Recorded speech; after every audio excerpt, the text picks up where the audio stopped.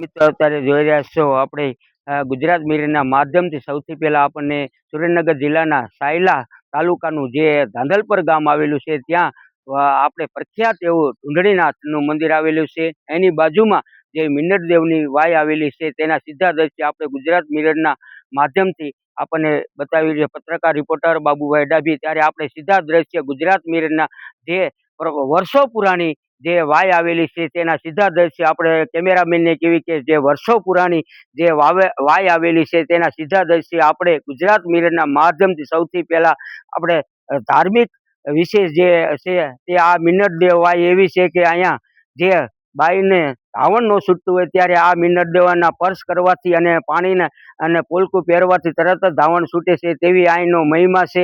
વર્ષો પુરાણું આદિકાળથી અહીંયા વર્ષો પુરાણું જે રાજાઓ હતા છે ત્યારે ઢૂંઢણીનાથના સીધા દ્રશ્ય આપણે ગુજરાત મિરરના માધ્યમથી બતાવ્યો છે. ત્યારે 16 ફૂટનું જે ઊંચાઈ છે ઢૂંઢણીનાથની એના પણ આપણે ગુજરાત મિરરના માધ્યમથી આપણે બતાવ્યું છે. જ્યાં ઢૂંઢણીનાથને 16 ફૂટની મૂર્તિ આવેલી છે તેના સીધા દ્રશ્ય આપણે ગુજરાત મિરને જ્યાં ઢૂંઢણીનાથ છે ધાંધલપરમાં ત્યાં આપણે જે પગના સાંધા હોય, દુખાવો હોય, પગ વળી ગયો હોય ત્યારે લાકડાની જે આપણે પગ બનાવીને અહીંયા મૂકવાથી આપણા શરીરના તમામ દર્દ હોય એ મટી જાય છે. ત્યારે આપણે દર્શક મિત્રો જે આ જે પગ કહેવાય છે જે લાકડાનો અહીંયા મૂકવામાં આવે છે એવી અહીં માનતા કરવામાં આવે છે અને અહીંયા હજારો સંખ્યામાં લોકો અહીંયા આવે છે અને પોતાના જે દર્દ હોય છે તે અવશ્ય એક વખત આ ઢૂંઢણીનાથના દર્શન કરો. ચોટીલાથી આપણે 20 કિલોમીટર આવેલું છે અને સાયલાથી 20-25 કિલોમીટર આવેલું છે અને ધાંધલપર ગામ પાસે આ મંદિર આવેલું છે અને જૂનું અને પ્રખ્યાત મંદિર છે.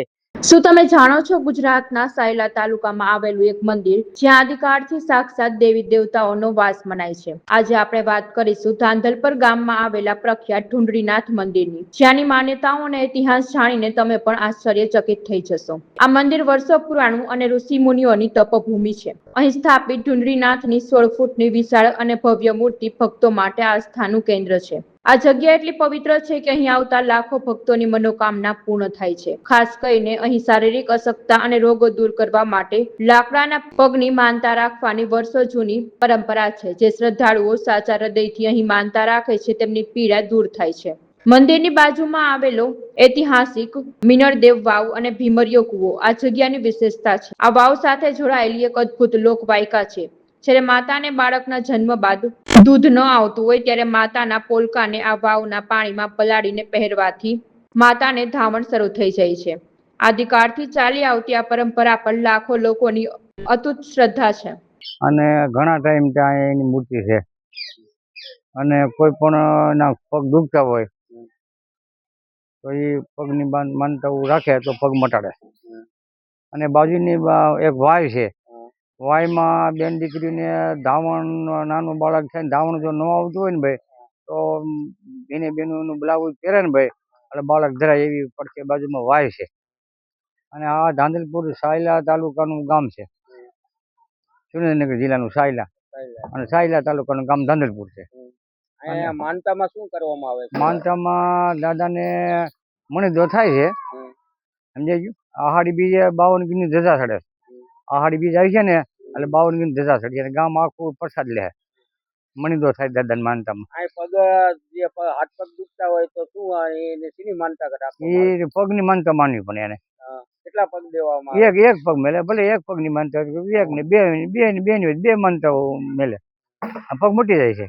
કેટલા વર્ષો આ પુરાણું મંદિર? આ બહુ ઇતિહાસ, આનો ઇતિહાસ આપણે સિદ્ધરાજ સોલંકી જે થઈ છે ને ભાઈ, સોલંકી કાળનું આ બધું એ ધાંધલપુરના વાયનો ઇતિહાસ છે ભાઈ. અને પડખે ઢૂંઢણીનાથની મૂર્તિ જે આપણે વાત કરી છે. કેટલા આ ઢૂંઢણીનાથની મૂર્તિ કેટલા ફૂટની? લગભગ 15-16 ફૂટની. કેટલાક શ્રદ્ધાળુ રોજના આવે? ઘણા શ્રદ્ધાળુ આવે ભાઈ, ઘણા આવે.